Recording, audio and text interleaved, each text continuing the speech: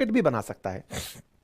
लेकिन साइंस के प्रति इनका जो इंक्लिनेशन है, यानी कि ग्रोथ के प्रति जो इनका इंक्लिनेशन है, वो बड़ा ही मतलब इस प्रकार का है कि वो इस बात को तवज्जो ही नहीं देते कि कितनी आवश्यकता है फ्यूचर के लिए स्पेस की। ये वही लोग हैं जो पनवाड़ी की दुकान पर खड़े होकर कहते हैं इतना करोड़ रुपया सैटेलाइट पर खर्च कर दिया, इससे अच्छा तो सड़क बना देते या अस्पताल बना देते।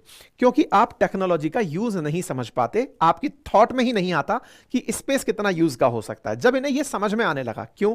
क्योंकि भारत ने सार्क कंट्रीज को अपनी तरफ से एक बार ऑफर किया था कि तुम लोग चिंता मत करो, मैं तुम सबके लिए सैटेलाइट भेजने को तैयार हूं, क्योंकि हम इतना प्रोग्रेसिवली आगे सोच पा रहे हैं। तभी हम दुनिया के टॉप 5 में एनी टाइम स्पेस के अंदर खड़े हैं, जबकि हमने बहुत ही बेसिक से काम शुरू किया था। ठीक है, इन्होंने हाल ही में क्या किया है, अपनी इलेक्ट्रो ऑप्टिकल उपग्रह बनाई है। इलेक्ट्रो ऑप्टिकल उपग्रह में किया क्या है इन लोगों ने कि जैसे धरती के ऊपर सनलाइट्स आती हैं, तब जब सनलाइट हमारे सूरज की धरती पर आती हैं तो वो यहां से रिफ्लेक्ट भी होती हैं। जब वो रिफ्लेक्ट होंगी तो रिफ्लेक्शन के बाद में वो अंतरिक्ष में जब लौट रही होती हैं तो उनके द्वारा जो भी मैसेज कैलकुलेट करके ऊपर ले जाए गए हैं। देखिए, मैं आपको एनवायरनमेंट का एक बेसिक सा फीचर समझाता हूं। हम लोग जितना ये समझते हैं ना कि सूरज की रोशनी धरती पर पूरे टाइम आती है, तो धरती पर पूरे टाइम आती है तो फिर वो जाती कहां है? धरती निगल जाती है क्या उस रोशनी को? जी नहीं।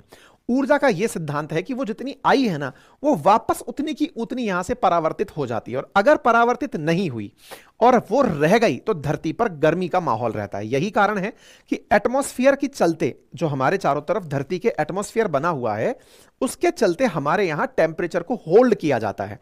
उससे हमें थोड़ी बहुत ठंड की कमी महसूस होती है। अदरवाइज तो पूरे टाइम अगर टेम्परेचर लौट जाए तो रात को हम सब लोग माइनस में चले जाएं।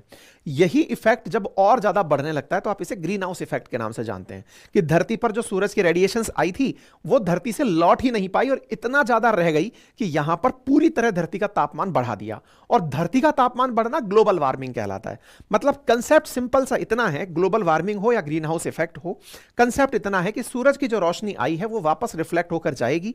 अगर एटमॉस्फेयर या पॉल्यूशन ने उसे रोक लिया तो धरती का तापमान बढ़ाएगी, अदरवाइज वो वापस अंतरिक्ष में चली जाएगी। पाकिस्तानियों ने क्या किया है, सूरज की जो रोशनी धरती पर आ रही है, मान लीजिए पाकिस्तान की धरती पर आई, यहां से जब वो लौट कर निकल रही है उसको ये ऑब्जर्व करेंगे।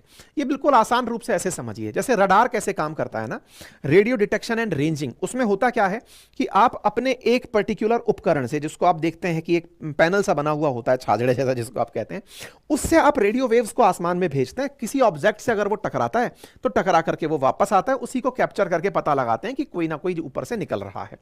ये लोग क्या कर रहे हैं कि सूरज की रोशनी धरती पर आई, रिफ्लेक्शन मारी, रिफ्लेक्शन को कैप्चर किया अपने इस EO1 जो उपग्रह है इसके अंदर। उससे क्या होगा, इससे पृथ्वी की जानकारी इनको पता चलेगी। क्या पता चलेगी?